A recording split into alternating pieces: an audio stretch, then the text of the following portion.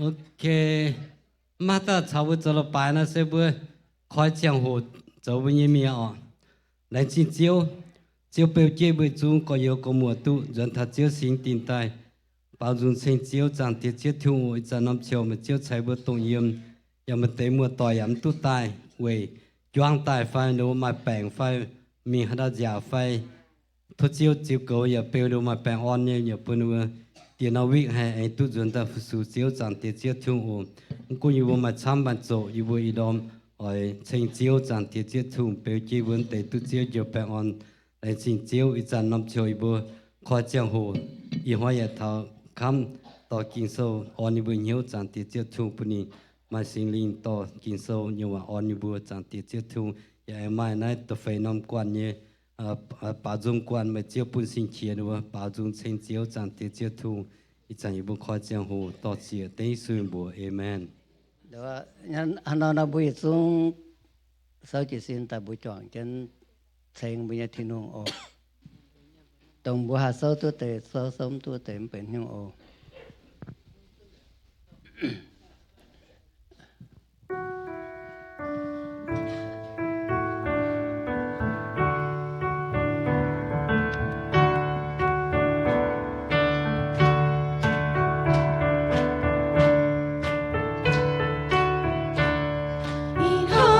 kéo chiều cho sẽ nghe hỏi lông rồi tài nai bao dung thành chiều thành qua chiều chiều tông chiều tùy nhiên buổi thu tỏ chia chỉ đủ chiều em tai in hỏi và tu cả xuân tu tai lùng rồi cả dùng thành chiều thâu mùa miên mùa mai đường phải nhau lùng rồi cả xuân bao dùng thành chiều yêu Giêsu mãi mãi hài ta không ai Giêsu cả này tại tim ye bùa yếm hai sẽ mãi đồng trên thì hồn tâu quá nhiên nhiên còn buồn lòng yêu của thao nhiên mùa đòi tai ô mình của hoa bài chiều chiều tổng ý hỏi thua sẽ mùa nào chiều mê bùa hai liêu mai tu lạc thu mê bùa hai liêu mai tu lạc thu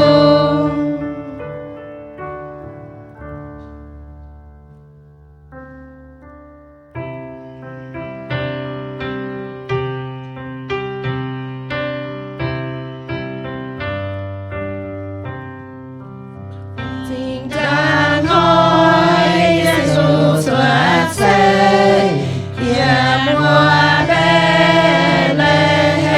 mùa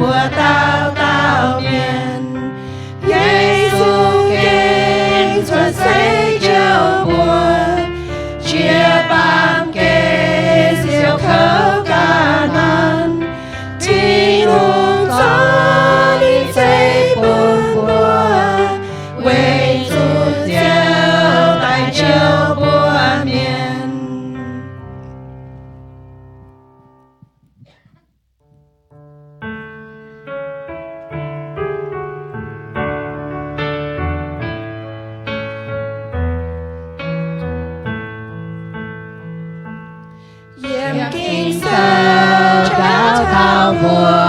ôi chữ hàm diệu thiên hùng yếm kinh sơ cháu thao bùa ôi chữ hàm diệu thiên hùng tổ kinh sơ chiến thao cao giúp cho nhiều bùa gia đủ quê thiên hùng kinh sơ con lông danh hiệu lông thông minh hàm thiên hùng kinh sơ con lông danh hiệu lông thông minh hàm thiên hùng ta nhị tiêu hàng đại con ôi chữ hà miền hàm cát vừa non ôi chữ ê thiếu nhẹ lê là hàm làn nhiệt buồn nhau ôi chữ ê thiếu nhẹ lê là hàm làn nhiệt buồn nhau hàng kinh sâu trao thao búa ký tư miền học sư thờ ngọc buồn làn kinh sâu con chuyến nhẹ qua ôi sư thờ ấy trên mình kinh sâu con chuyến nhẹ qua ôi sư thờ ấy trên mình mai tung tì lan ham lan ham nhẹ nhiều ta chuyên nhiệm Giêsu miền ham nhẹ nhiều ta chuyên nhiệm Giêsu miền ham nhẹ nhiều ta chuyên nhiệm Giêsu miền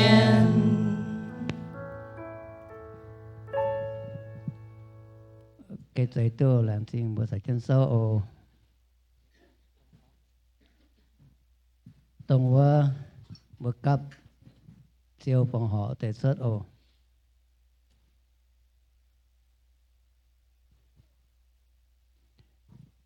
cảm hiếu ta cầu chiếu thiên hùng à làm trình chiếu thiên hùng mày sẽ kênh hâm như bùa sắm hải chiếu à làm trình bún như bùa mai nhàn mai hốp mai chú mai lùng nhung nhung yếm chiếu thiên hùng mai chạy bún như bùa tông như bùa chiếu chạy bún như bùa tu lùng như bùa lệnh kế như do tề dần tài quê sở chiếu như công chiếu à in hoi như bùa tà tài bún chiếu như thô chiếu chip chân bún như bùa hai lùng yếm chiếu dụm hiền sở chiếu như công chiếu tàng tìa làm trình chiếu thiên hùng tông như bùa mai bún nhẹ thô chiếu chip chân tông như bùa mai nhẹ nhà thô chiếu ăn tỏa chạy ên bún như bùa mà tài lùng nhà mà tài phòng họ bún chiếu ổ làm trình sản như bùa cắp nhớ phòng họ tên chiếu sự như bùa amen amen.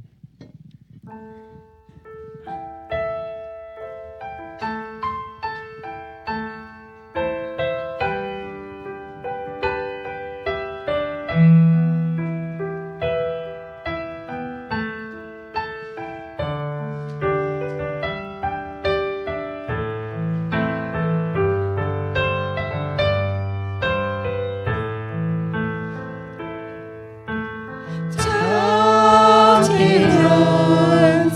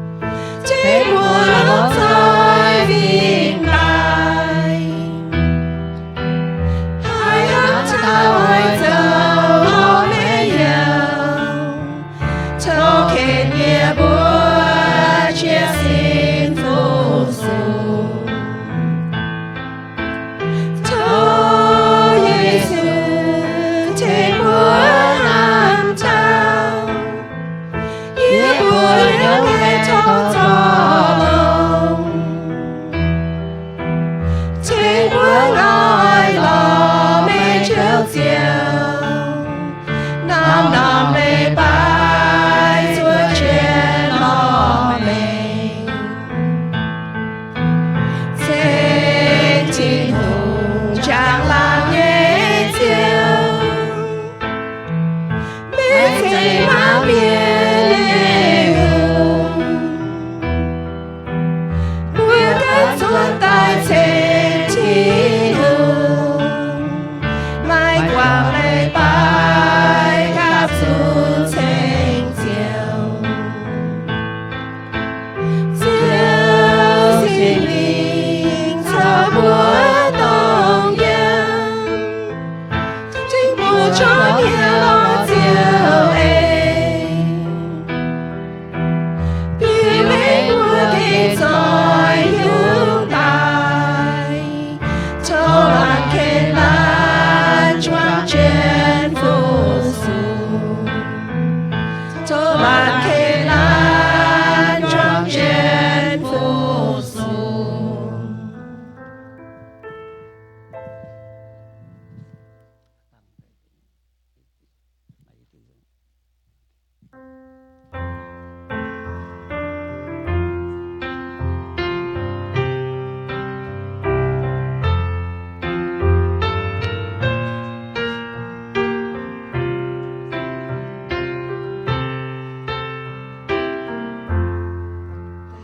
lâm soi ơi trên thiên đường nhẹ búa nhẹ sang kia quê đi nam hai ba miền đi bố đi châu toàn phai đi chia thao lam kinh thế miền mà nhẹ rơi bờ rơi miền hai tô chiều ya tô sáng sáng này trên chiều chiều bố lúc chia yêu tô linh trên chiều chiều bố miền mà đã linh xiên khao chiều Giêsu giang tia chiều lên chim trên chín hùng nhẹ trăng loan quê nín sao cô si Giêsu liều in nhẹ chạm chúa thoáng suy miền xuân rồi vai chia nhẹ suy miền hai gian xiên Giêsu hai tao xiên khao Giêsu chỉ đúng chiều lên chim của gian Giêsu chiều linh quang linh nhẹ dưới thế trên chiều bố lúc chia yêu tô linh trên chiều bố miền mang lá linh xiên khao chiều Giêsu giang tia chiều nắng chim trên chín hùng nhẹ trăng lan quê nín sao cô xin chín hùng xây xuân ba muôn ya có liền xuôi miên bốn chiều Giêsu tại mình yêu buồn tình từ bên chào chàng hậu pháo mình lên ai nóm bám biên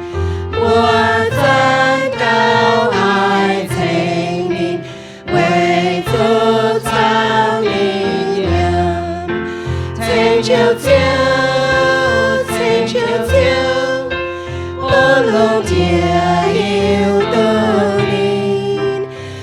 悄悄，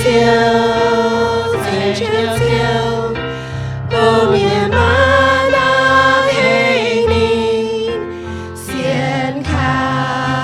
悄悄耶稣，当天就冷静，静听龙内长廊，为你走苦行。 thổ bụi xuống à thầy trên sâu trên bảo cả lại luôn ồ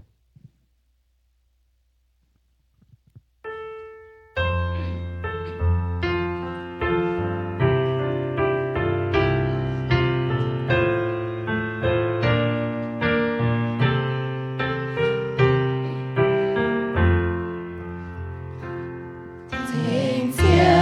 Giêsu trái hai nhẹ mùa tin tại quê chia bài mình theo ta mùa buồn in trong chân quê ninh ta mà muôn nhẹ theo ta mùa buồn in trong chân quê ninh ta mà muôn nhẹ buồn nhung nhung vinh sang nhung nhung miên em nói luôn thiết đạo bình tình linh trong là nghe theo Giêsu quê ninh ta mà muôn nhẹ tình linh trong là nghe theo Giêsu quê ninh ta mà muôn nhẹ非得也在我关停在龙在归结白酒，夜里装见宝足在你为你走，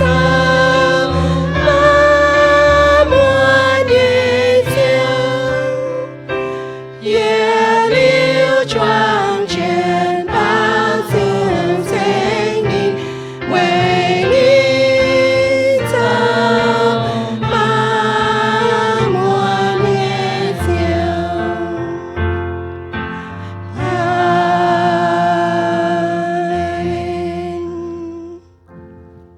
tới tổ đua làm tinh búa tôi chọn chân sen tin hùng nó năm cha hồ thô búa bùng búa nhẹ can xin nhà phồn phải mình nó búa ỏi bền chân zip tin hùng nhà hòa nó thô búa xuống thành chân zip búa nhẹ chịu băng nhẹ miền cổ và ta tỏi kinh sơ nhà hòa bung búa in nói ồ thô búa thành chân zip ồ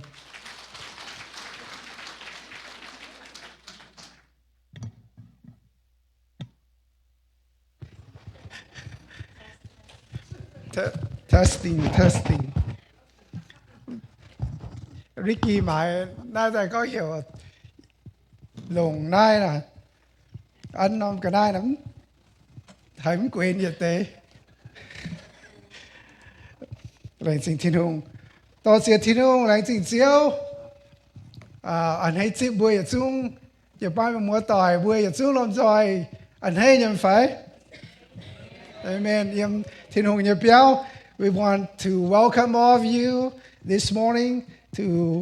God's house to worship the Lord together. And hey, you want to welcome those that are watching online. Lại xin tiếp bữa tổng yếm mạng yếm online nha, với tế Okay, June.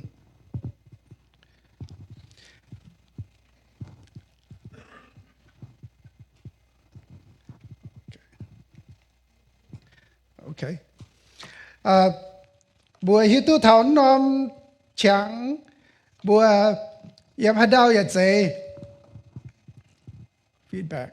yếm hạt đau yết dễ mai trong mai dấu ruồi bên chia chip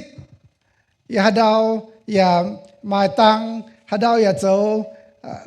trong tu ruồi bà chia liu Christmas chia liu xiang hàng yết chúng cho siêu chia dình mẹ ở bữa xiên thu như mẹ bữa thằng nó như phải bữa chúng tôi thằng nó bữa sự chom nhé non chẳng hồ chạy chia chim như chẳng hồ chạy yếm Christmas phải chia xiang hàng bữa thằng chuyện trong chia nhung giàu nhé bà thao chia liu thế này cho chia gì mẹ bây giờ xem theo như mẹ cái chúng tôi hăng này nó during the Christmas season and the holiday times we see everywhere there's lights, there's decorations, but as soon as Christmas is over and New Year's over, everything is taken down and people go back to their normal life or their old life. But Christian life is not supposed to be that way, right? And last week we heard Pastor share that God gives the precious gift, His precious gift in sending Jesus Christ to us. We know that when Christ was born, the Bible tells us the angel delivered the good news, and a lot of angelic hosts praise God, and they say glory to God in the highest, and on earth peace and goodwill toward men. And it is true that Christmas brings joys and peace and hope and goodwill toward men.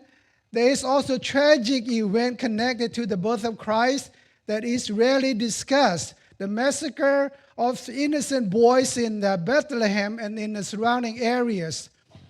This tragic event is the epitome of the world that we live in. While there is good news, there is also suffering all around us due to the fallen nature of this world because of sin. And God in Christ came 2,000 years ago trying to save humanity from sin and to give us eternal life. And that which is our hope. Bộ hiếu tu thảo con chỉ tài nào lì bài bùi nhà phiền sang tư chuẩn tổ con thảo thiên hôn bún nì nhé trái hành nhé chi nhé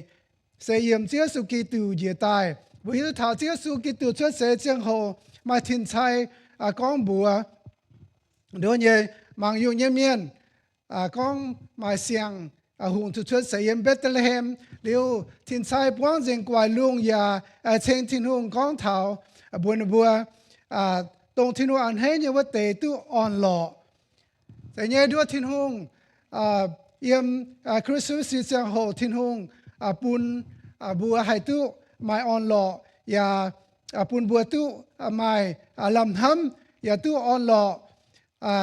bà bùa hiếu thảo ina tiêu sự xuất sẽ chẳng hồ ya mai on lọ với tuด้วยเนี่ยเหยียดกวนเนี่ย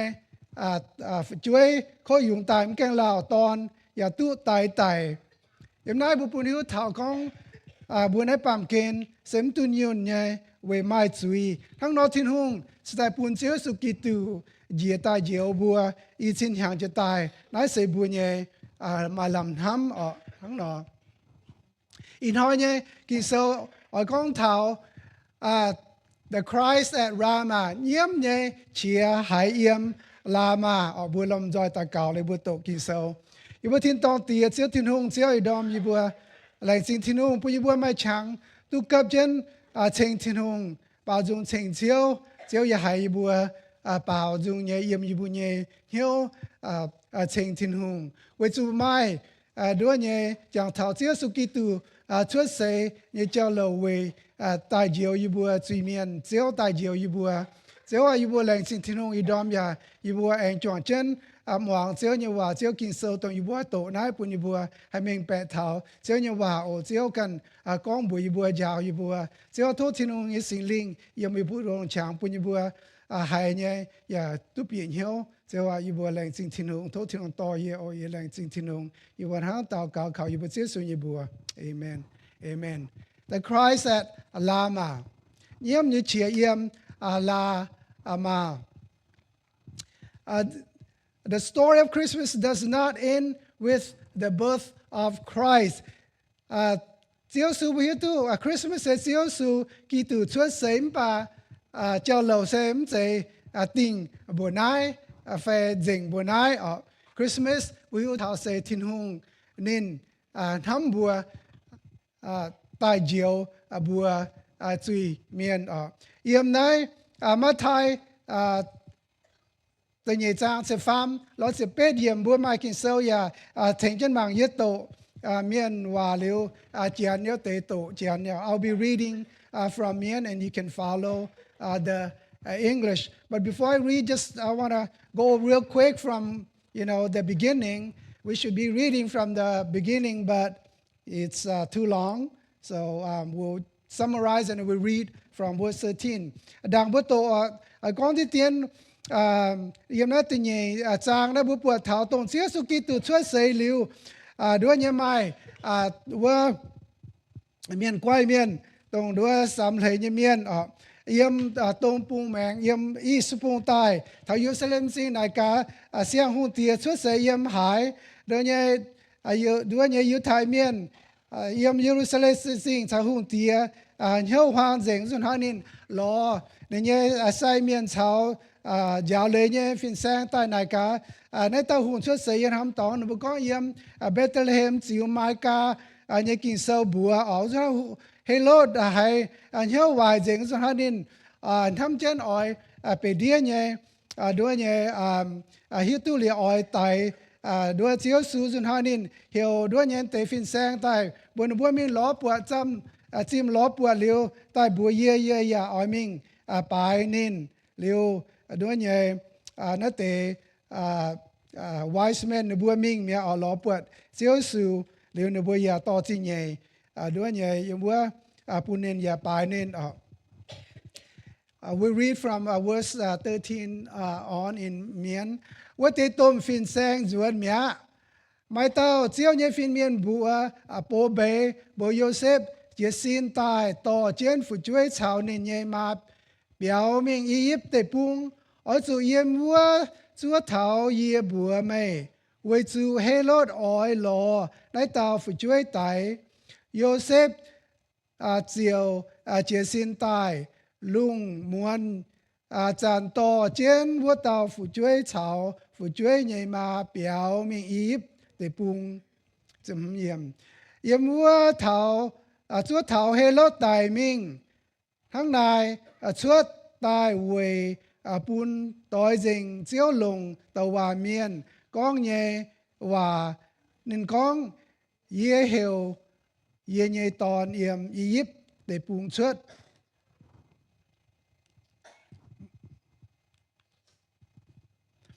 Herod hùng hiếu tu vượt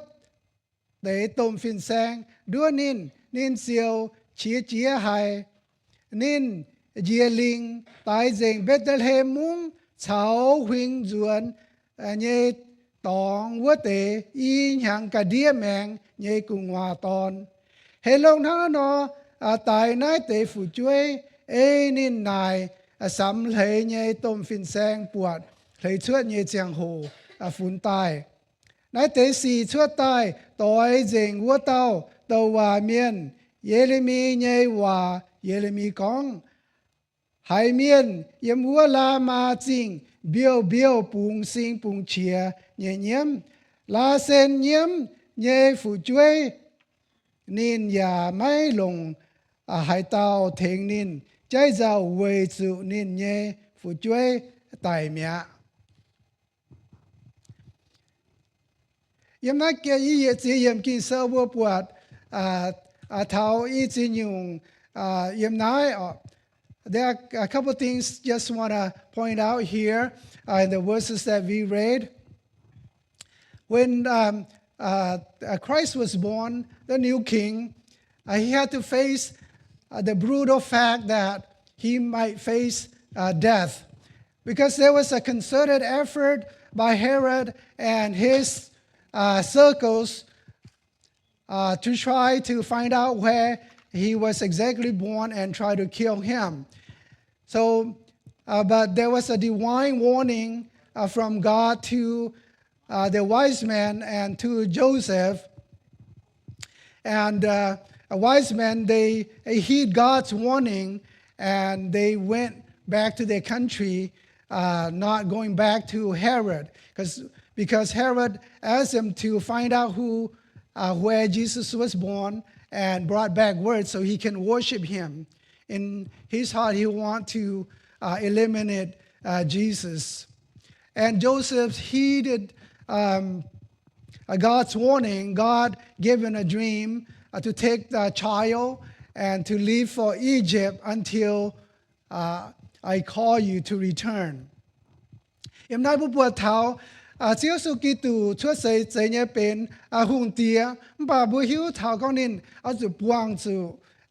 nhé chẳng bu chỗ hết lên hùng tia thảo nên nhé bèn man thảo nên nhé miền yếm nên xin hết nhé miền oi hiếu tu Chúa Giêsu kinh nhé nó đồng Chúa say nên bị điên nhé oi cho Chúa Giêsu đại mình tu bu nên cho hùng tia chẳng nên nhé về bà bùi thiên hùng biểu trên Chúa Giêsu Kitô nên bố bê ốt tê đua nhé wise men quay nhé ốt tê phiền sang bùi bùi căn yang bùng cháu duyên tu duyên Herod vua với chủ Herod mai nhớ ở tại Chúa Giêsu Kitô nếu bây giờ muang và Joseph ya muang thiên hùng nhé và thiên hùng bố bê Joseph hiểu đua nhé to trên Chúa Giêsu mình biểu mình với chủ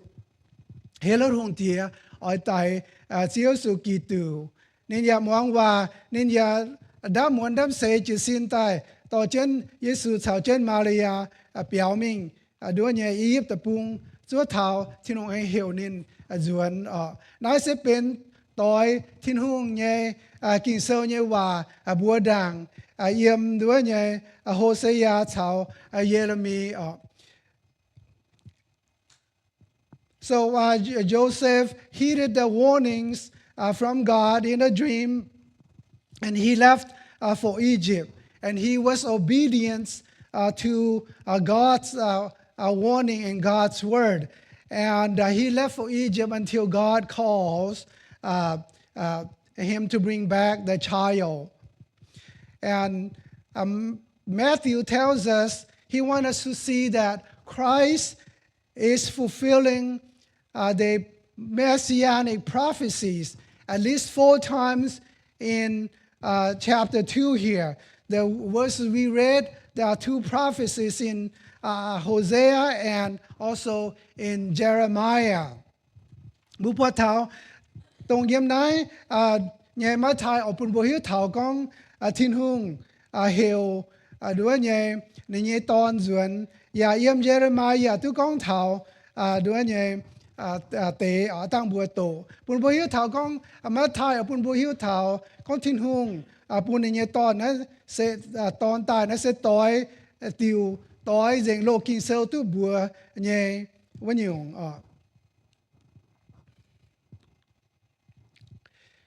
The first prophecy that we see here that Matthew has recorded is in Hosea. Yếm Hosea thì biết rằng thì yết điểm nên hàng lên nào con Israel hàng chế lún nhé chẳng hồ yên hâm nín ya hiểu yê nhé tôn yếm Egypt cho tài. When Israel was a child, I loved him, and out of Egypt I call my son. In Hosea, we would like to, for us, we would like to God to say, oh, when Jesus was born, and at this time, he had to escape to Egypt, and then I call him back. But Hosea doesn't record it that way. But Hosea spoke about when Israel had to go to Egypt. We remember Joseph had to go to Egypt, was sold to Egypt because it was God's plan to save his people. And we know that Jacob and his family went down to Egypt to escape the famine. And then they grew and became a nation. And then God told Moses to bring out the children of Israel. So Hosea was talking about this. God called Israel out of Egypt. But Matthew sees this as a fulfillment because Jesus had to escape to Egypt and he later returned because God called Joseph to bring him back to Israel. The ultimate fulfillment is in Christ Jesus because Christ Jesus is the true Son of God. Bố hiếu thảo con Hosea tôi con thảo tông Joseph thảo Jacob bố nhé hoang tỏi chủ mình yếm yếp tập bùa chủ biểu về chủ ngọn hàng bạc hà nó bùa bên đôi nhé bên yếp phim miền Sam nhé thiên hùng ao heo nó bùa chính heo nó bùa yếm Egypt xuất tài bùa bùa nó bùa ở thiên hùng con đôi nhé học chủ phía con ye chiếu sự xuất xảy tại đôi nhé ye hiểu chiếu sự yếm Egypt xuất bấm chạy năng nón bấm mắt thai phía bùn bùa hiếu thảo con chiếu sự kỳ tử anh nên sẽ chiến thiên hùng nhé tòn tông Egypt tông đôi nhé Jacob bùa nhé phải đôi yếu thái miền Egypt yếm Egypt xuất sẽ bùn bùa bùa đảng thảo con gã chiếu sự thăng hay nọ tài thăng ở Herod's brutality, killing of innocent boys. Bố bố thảo, yếm đã mắt thai từ nhẹ trang tăng bố trang bố tổ và Herod hùng tía tài phủ chuối. Herod was furious when he realized that the wise men had outwitted him. He sent soldiers to kill all the boys in and around Bethlehem who were 2 years old and under, based on the wise men's report of the star's first appearance. So King Herod was furious that the wise men did not follow his command. And we do not know exactly when the killing of the boys took place, but it was probably between a year, maybe 6 months to a year or 2 years. And Herod felt that he wasn't in control, and he was trying to kill Jesus before he was threatened. We know that Christ Jesus, incarnate Christ, bring hope, joy, fulfillment of prophecy and promise. But here we read the brutality of Herod. He felt the prospect of a new king would threaten his kingship, but he was never in jeopardy. However, he took things into his own hand for self-preservation. Bố bùa thảo Herod hùng tía tu tài phải chuối và chú ní cầm dìa chiếu su kỳ tu ỏi cún nín ỏi đua nhé trang này nhé hùng tin bảo Herod hùng tía bảo chiếu su kỳ tu mất chạy thằng này nọ nín ỏi tài chiếu su kỳ tu.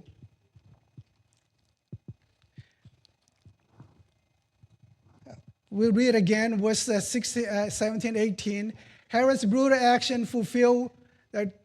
God had spoken through prophet Jeremiah. A cry was heard in Ramah, weeping and great mourning, Rachel weeping for her children, refusing to be comforted, for they are dead. Bố bùa thảo Herod hùng tía tài nó thể phải chuối chiếu Jeremiah kinh sâu con ở yếm đôi nhẹ là mà mày bùng sinh bùng chia nhẹ nhiễm với sự nên mai bùng hai tàu đôi nhẹ trái này nhẹ yêu giàu. We see this is a second fulfillment of the Bible prophecy in Jeremiah 31:15. We see the Gospel of Matthew try to rank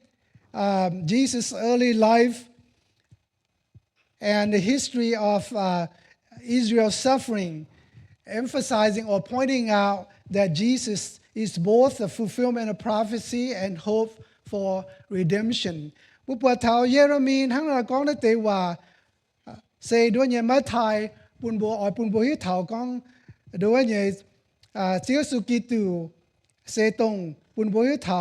ตรงดูเจ้าเจียงทินโฮเนี่ยว่าอย่าตรงใต้เวเจียวบัวหมานเมียนทั้งให้นอด้วยเนี่ยกองเท้าด้วยเนี่ยเยี่ยมเนี่ยเฉียเยี่ยมรามาเรโชด้วยเนี่ยอ่อยปุ่นให้เต้าด้วยเนี่ยใจเนี่ยเจ้าอุบลที่เท้ากองเท้าเรโชเซเยคับเนี่ยเอานี่มาอีตาตอนมาโยเซฟเท้าเบนจามินบุยเท้ากองโยเซฟนี่มาอีตาตอนอิฟเรมเท้ามานาเซด้วยเนี่ยกะฮาบุยเท้ากองตรง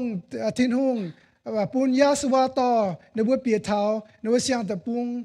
ปุญดาวเนี่ยเจียงโหอิฟเรมเจ้าเยอมบ่าบุยเท้ากองยาคอบด้วยเนี่ย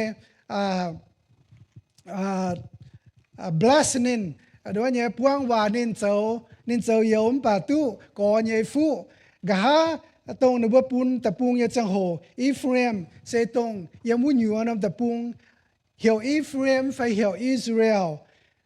เอลยูดาด้วยเนี่ยเบนจามินเซยมอุดียยูดาทั้งนอปุนบัวหิวเท้า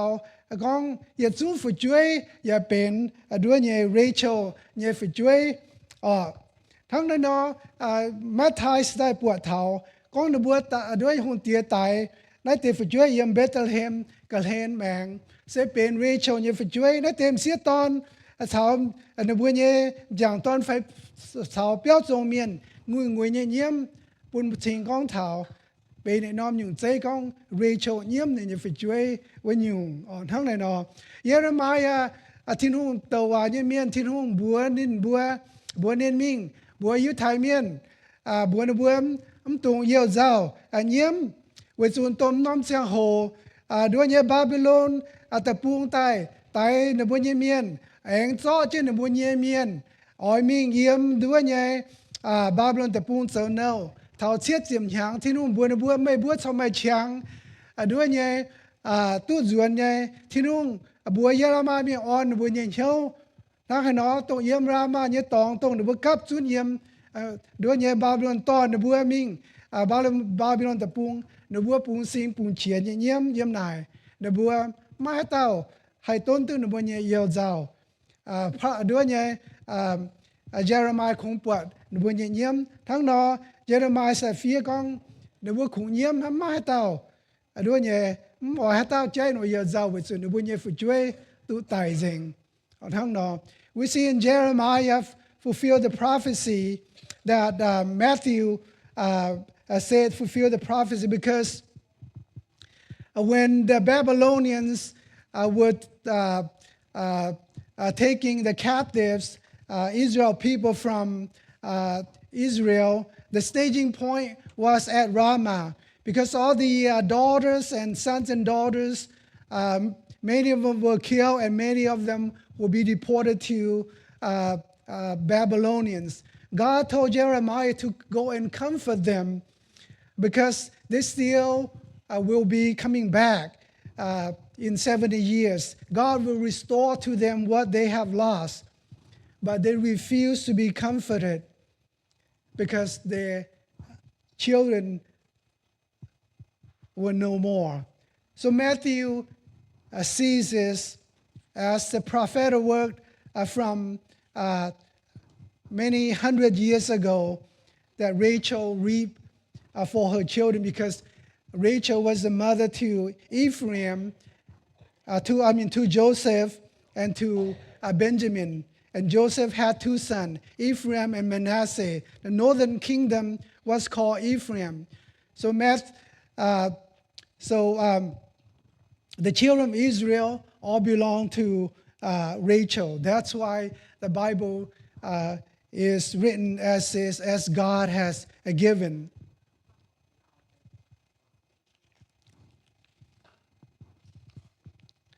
Okay, I have said that already.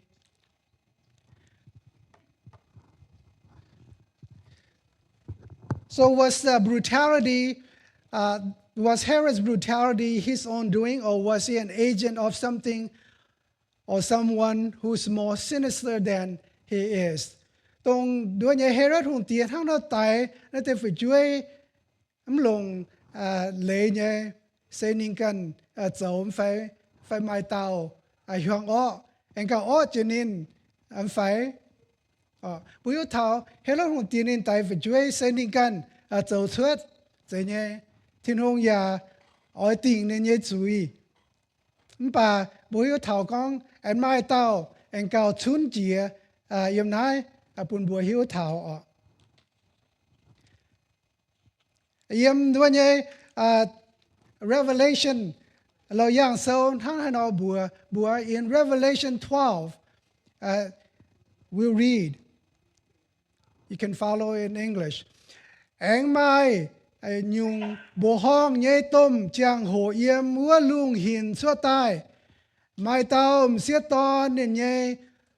trong chú xe bản hỏi thả yếm nên nhé cháu đĩa ngóng ya đồng chiến diệp nhảy nom lấy cháu nínว่าตามเสียตอนมาเจนสินดุดสินยัยเชียงโหเถานินมุนตุเขาหายเจียวเฮวเยี่ยมว่าลุงแองมาหยุ่งจังโหชวดมาติวต้มจึงหุงซีมาเสียน้อมงองเสียบน้อมจองน้อมงองดงเจนนิ่งจุงหุงดูเย่ตัวเพื่อลุงเยี่ยมลุงเย่เลยปัวเก้าเย่เหยียดเก้าดอเหยียดดาวนินจุงหุงเสาเจนวัวตอมเสียตอนเย่จำเฮียนจัวกุงว่าเหยียดดอดาวเจียวอ้อยยันกุงว่าวัวตอมเสียตอนเจียวยุงตู้เต้าตอนตรงอ้อยลงเสียปยากุนมานกัววัวเต้าป่าไม้เต้าตายช่างในเต้าตอนต่อมิงเถาทินหุงอย่าเถาทินหุงอันเย่เว่ยเมีย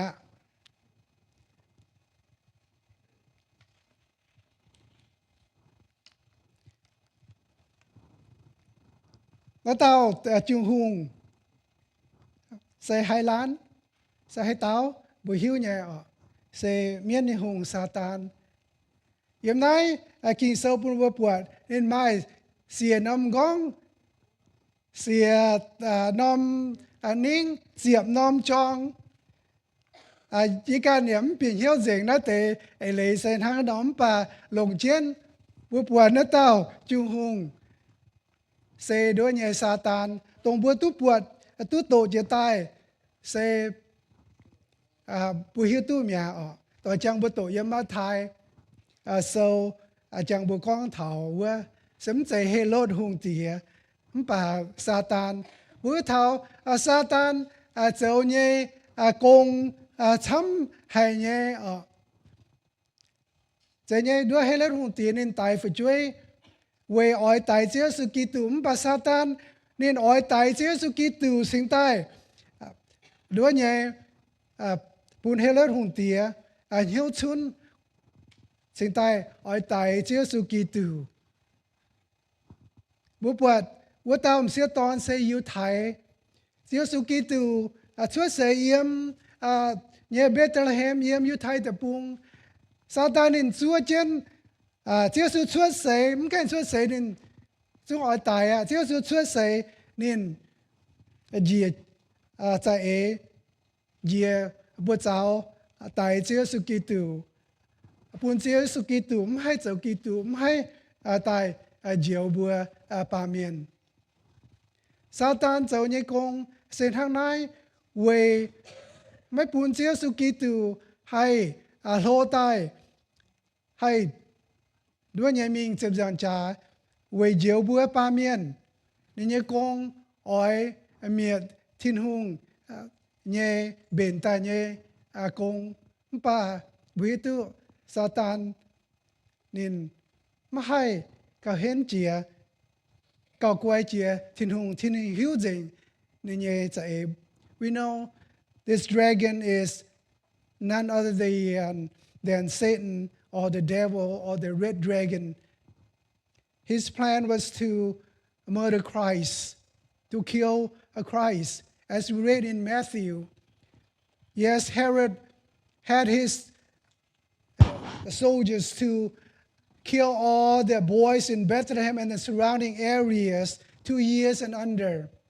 Yes, he's responsible, but the devil is behind the scene. God had seen that. That's why Revelation is written in certain images for us to see. In the unseen world for us to see. There is an evil presence everywhere. When we thảo con mai miên nhẹ chạy tông buông mảng bùa nhẹ tòng yếm nai đứa nhẹ là yang sâu sinh tại phía bùn bùa bùa thảo này nòm phẳng chế thằng này nọ. Satan này chạy ya ít chân ya phiền hăng ya ỏi mấy bùn bùa ỏi tu thiên hùng nhẹ diệu en. The devil's opposition to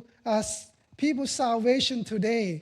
The devil, or Satan, doesn't want anyone to come to Christ. Corinthians 4, 2 Corinthians 4, 3-4. Sẽ có như bữa cho nhé có phiền sen hăng mai dia buông chén miên nhé mai mình bẻ nó sẽ khung buông chén bún zu miên nhé miên mai mình bẻ hăng nên bữa mai xiên với zu cún pam kiên vua tàu miên nhé hùng Satan bún nên bữa nhé hiếu hoang mai mình bẻ nên ghé trên mai bún khu phiền nhé giang chiếu nên bùa nai khu phiền sẽ con kỳ tử tông choang thiên hùng vua tàu nhé giang làng Satan so nhé con sends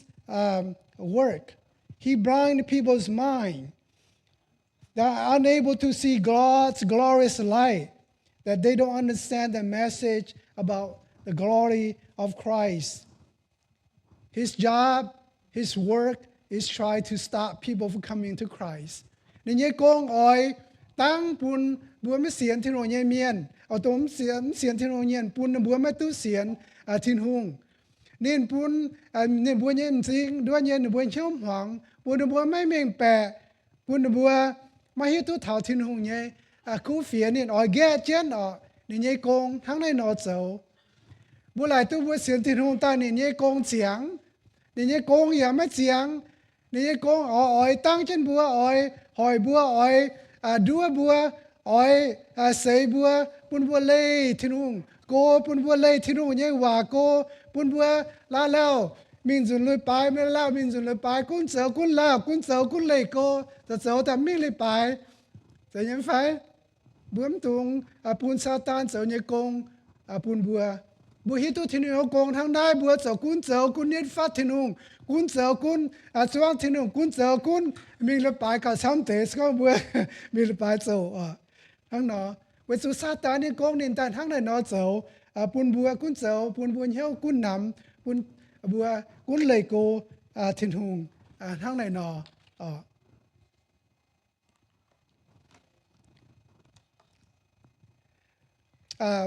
cái tay bùa đua nhà yếm Bethlehem mung nên bùa tu đua nhà chia chip sự xuất xảy như chip tu in hàng về mai bỏ chạm bà chỉ tay nó bùa in hàng nó bùa anh chỉ con đôi như chia chip giang thảo chia su kỳ tử hăng nó xuất xảy với sự khung chia su kỳ tử hăng hay bún màn miền tu on lọ bún màn miền hay tu đôi như mà làm hâm bà chỉ tay ít xin hàng quốc tế phụ chúa su tay nó bây giờ biểu song miền tu chia chia su Christ Christmas Chúa sự xuất sinh nhật dịp nếu bây chia cùng hải xe nhiễm người người nhân hàng ở hắn nói ý xin hàng cho ta thiên hùng buồn Chúa sự kỳ tù giờ tai về ở chiều bữa truy miên quay như vậy thế phiên sang nếu bây yếm cô nhé tai lọ nơi ta hùng tía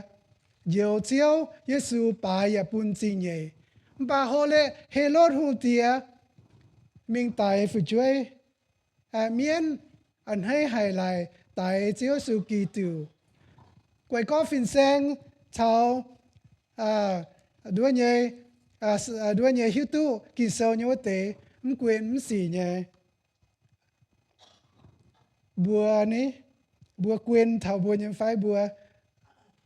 ở chẳng thảo Chúa sự kỳ tử nhân phải ở Chúa sự kỳ tử ý xin hàng chỉ tám giây tai về dấu năm đua nhẹ chẳng hồn phải dấu năm chip bún bùa hiện hàng mà dùn ý dùn chia chip niệm say tai về bún bùa hiện hàng ý dùn tai em lấy bài tông hoàng thảo nên tai xuất世hàng ở bà Chúa sự kỳ tử tai về chiều bùa ở hàng nó Chúa sự đua nhẹ Chúa sự xuất世nhật dịp sớm giảng con thảo Chúa sự xuất世hàng ở couple days ago, I saw the news that in Bethlehem, they were able to celebrate Christmas after a couple years of fighting. There is still war and there is still bad news around Christmas, supposed to be good news. But they were able to celebrate Christmas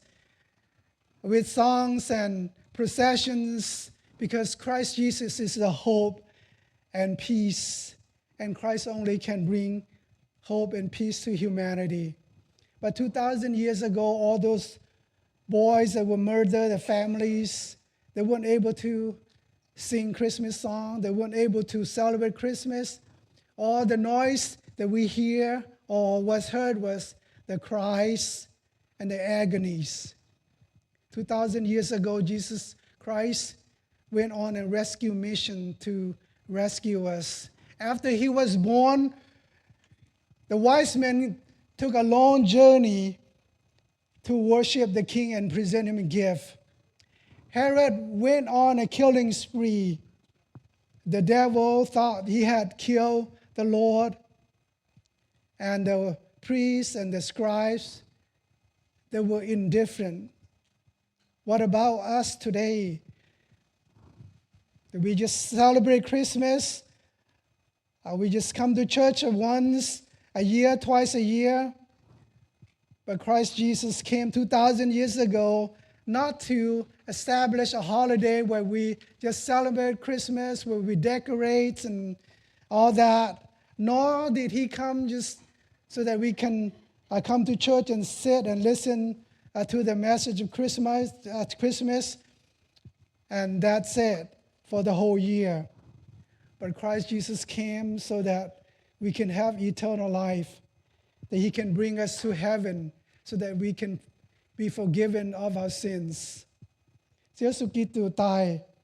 về ở buồn bùa ở to bùa tư nhiệt liều như mèng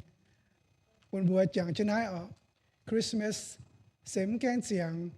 yểm Chúa Giêsu xuất ở sấy hang ở năng nọ vô lành sinh thiên hùng ở vô làm gia ta cao. Iwe nhai thiên tông tìa Chúa thiên hùng Chúa ai bùa lành sinh Chúa in hỏi bùa ya tổ Chúa và Chúa kinh sâu bùa bùa thảo Chúa xuất世như chẳng hồ xuất世đại ya Chúa yểm chúng tu on lọ Chúa xuất世yểm mua mà lan hăng bà xuất世đại ya chủ chủ biểu mèng với chủ hệ luật hùng tiệt ở tại Chúa với chủ sa tan Chúa chân tại Chúa với bùn Chúaเป็นกิตูvới Chúaอยู่บาmiền Chúaอยู่บแรงสินthiên hùng Chúaตายvới Chúaอยู่บัวChúaตายvớiไม่ใช่với bùnอยู่บัวตู้on lọยันห้อยอินห้อย ta lệ bài dùn y dùn hăng bà chiếu ở bùn bùa chẳng trên chiếu tài sẽ bùn bùa tu diệu chiếu ai bùa Hà Lan tôm cái tu chip chiếu cho bùa diệu chiếu tôi tin hùng bùn bùa in hỏi chip chiếu cho diệu chiếu với chiếu ở bùn bùa tu diệu liều như mèng chiếu ya ở thiếu bùa như mèng yếm lô mèng đối nhưเป็นเสียงแมงทั้งอยู่บัวปวดกันเหยียจองจุยhàngตองhàngจองจุยเนี่ยวันหยุ่งใจเหยียดน้อมอีน้อมเลยปลายเร็วเสียงฮะปัจเจียวทิ้วอยู่บนแมงเป็นจุยเนี่ยแมงเจียวอยู่บนแหล่งสิ่งที่นุ่งโออยู่บนต้นเจียวอีดอมอยู่บนหน้าเตาเก่าเขาอยู่บนเจียวสูเน้นเจอยู่บัวอยู่บนแหล่งจริงอาเมนอาเมน